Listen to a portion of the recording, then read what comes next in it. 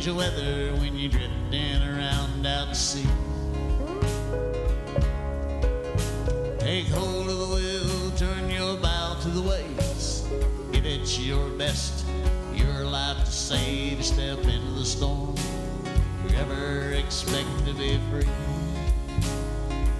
Step into the storm, batten down the hatches. Step into the storm, lash yourself to the mast. Step into the storm, when the lightning flash. Step into the storm, you want your boat to last.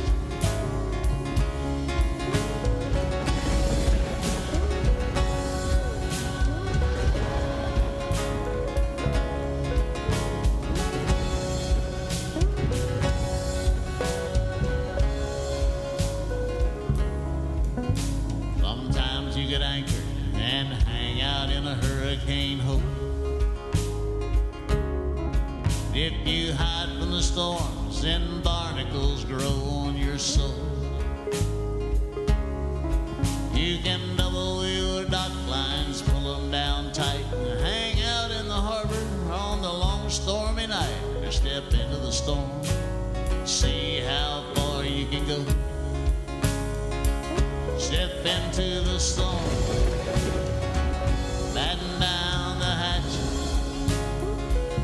Step into the storm, lash yourself to the mast. Step into the storm, when the lightning flash.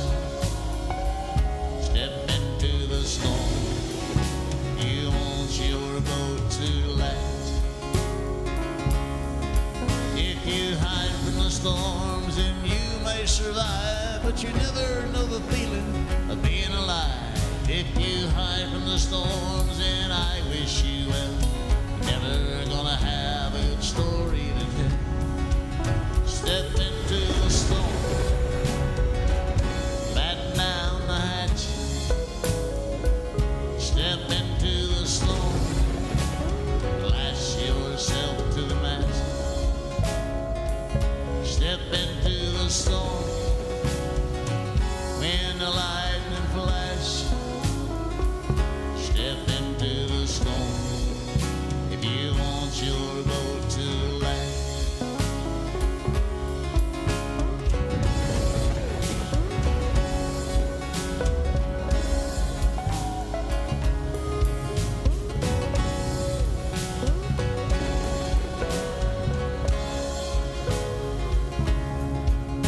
My life is my boat and nobody can sail it but me.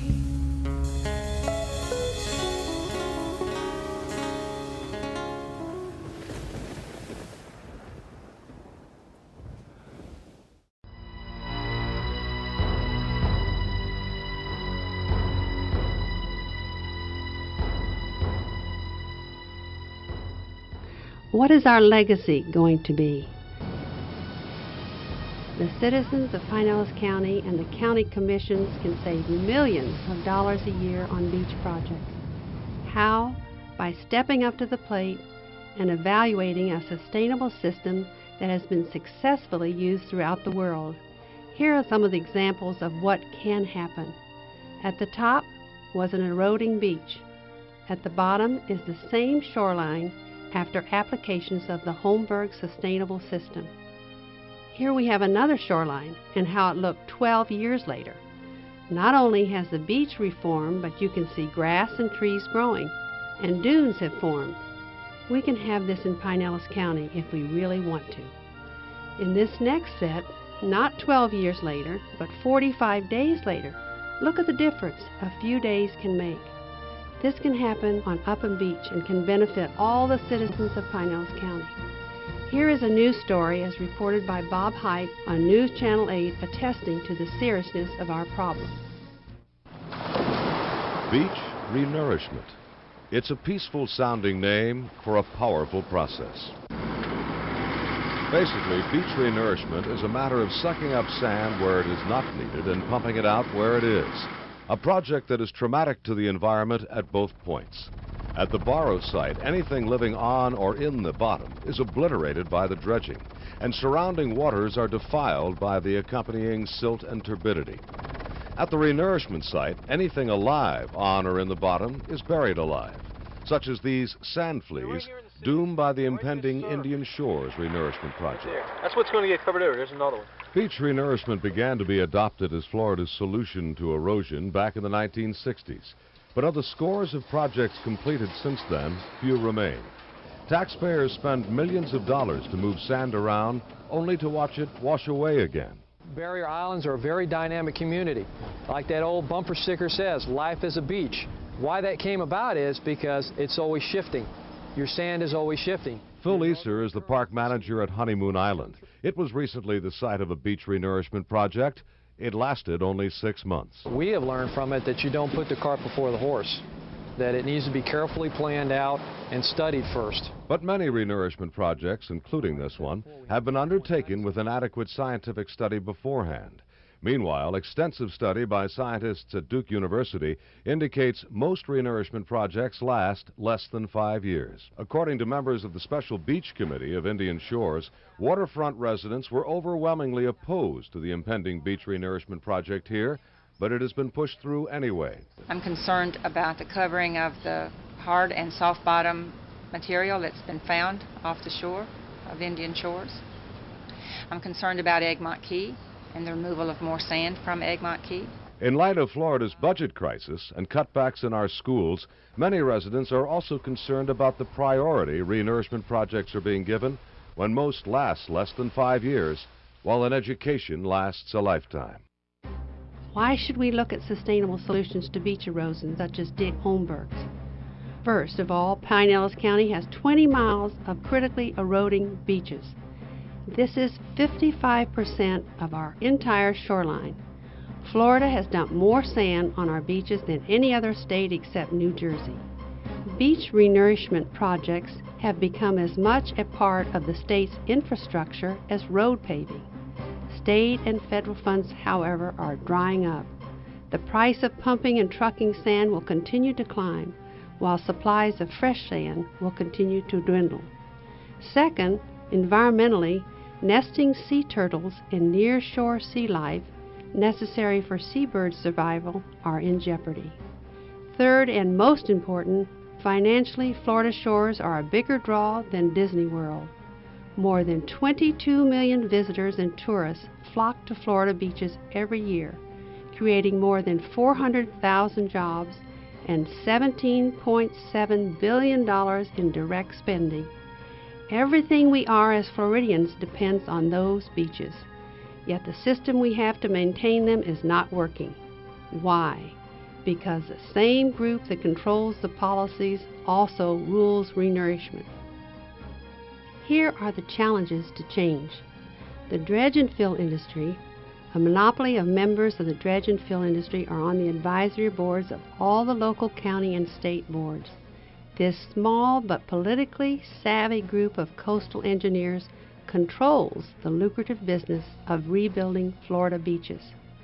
Critics say it's an industry that keeps itself in control while refusing to support alternative forms of beach renourishment. Dr. Orrin Pilkey says another group, the lobbyists, controls the politics and creates the institutional inertia that is standing in the way of progress. The Corps of Engineers is another agency.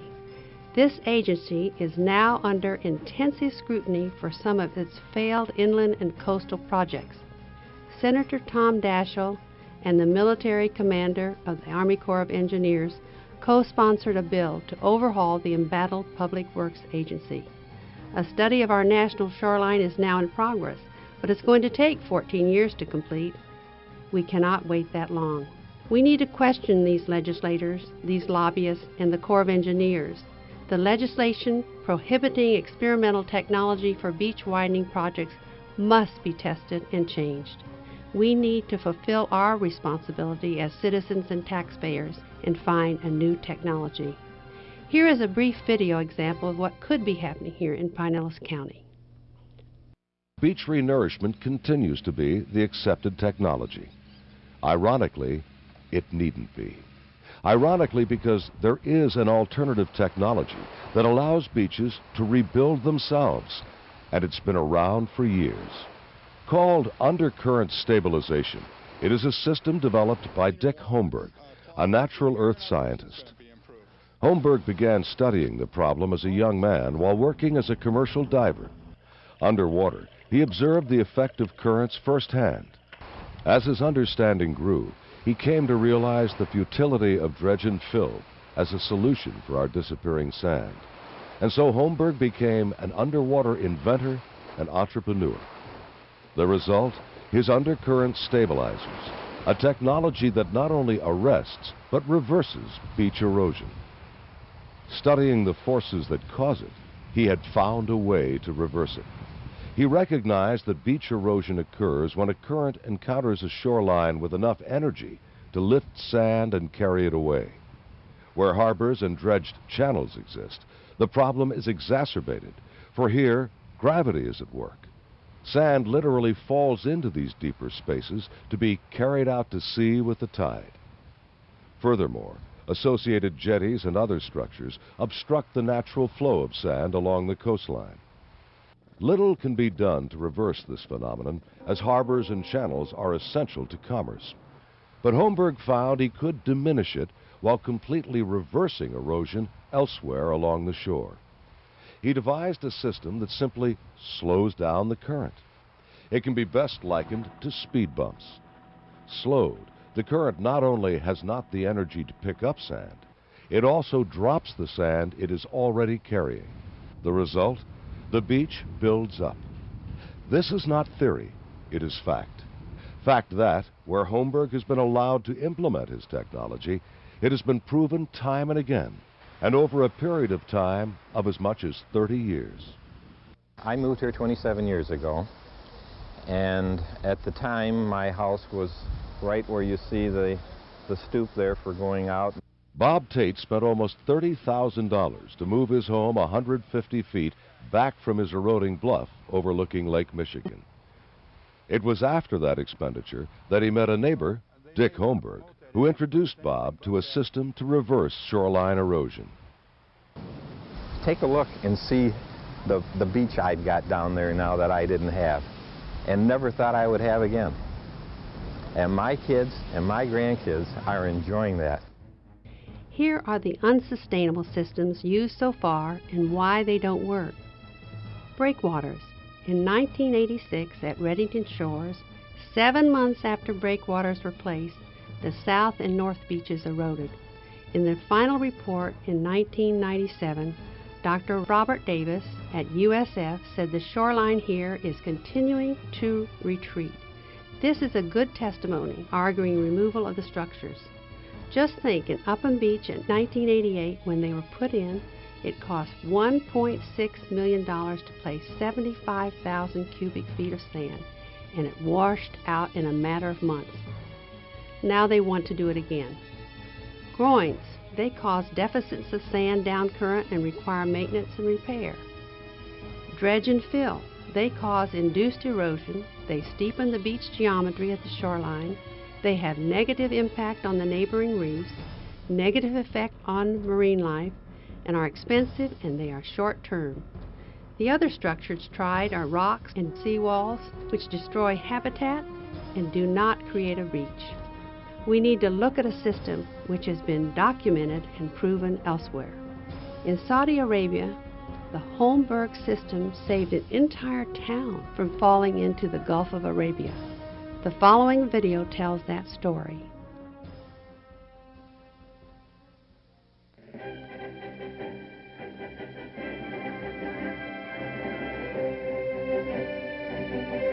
Along the northern coast of Saudi Arabia is Ras Tanura, a narrow finger of land extending almost 10 kilometers into the Arabian Gulf. Running along its northeast shore is one of the most beautiful sand beaches on the Arabian Gulf coast. As time passed, a change was noticed in the coastal currents along the Najma beachfront. Saudi Aramco Community and Office Services first became aware of a problem in 1985, when it was necessary to place rocks in front of the 5000 series beach houses to stop erosion of the ridge along the beach side of the houses. By 1992, erosion began to break up the beach path and threaten the structure of the adjacent houses. At that time, rocks and concrete barriers were put in place. Through the following years, the beach along the Rastanura coastline continued to erode. Many techniques were studied, and several were used to try to contain the effects of erosion: sandbags, rocks, and concrete. Nothing worked. Even the combined effort of sandbags and rocks was ineffective. In 1996, Community Services invited a contractor to perform a feasibility study to determine if their unique method of erosion control would be effective in our particular situation. The contractor had developed an alternative method to conventional erosion control. In this method, rugged geotextile tubes called undercurrent stabilizers are placed in position at the damaged area and then filled with a special flowable mix designed concrete. Designed in a parallel series, these stabilizers are composed of 2 larger tubes anchored at each side by a series of 3 smaller tubes.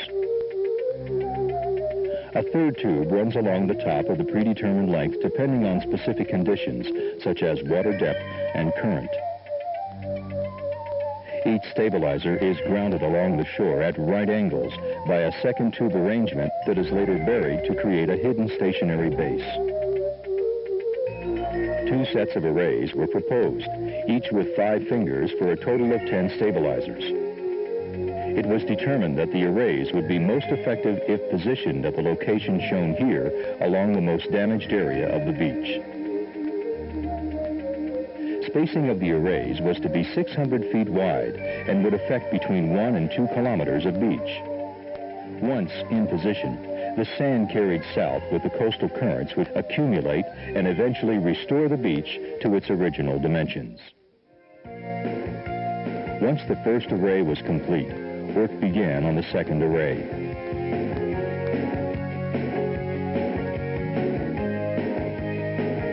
The same procedure was followed with the placement of the coastline stabilizer, followed by the placement of the 5 undercurrent stabilizers.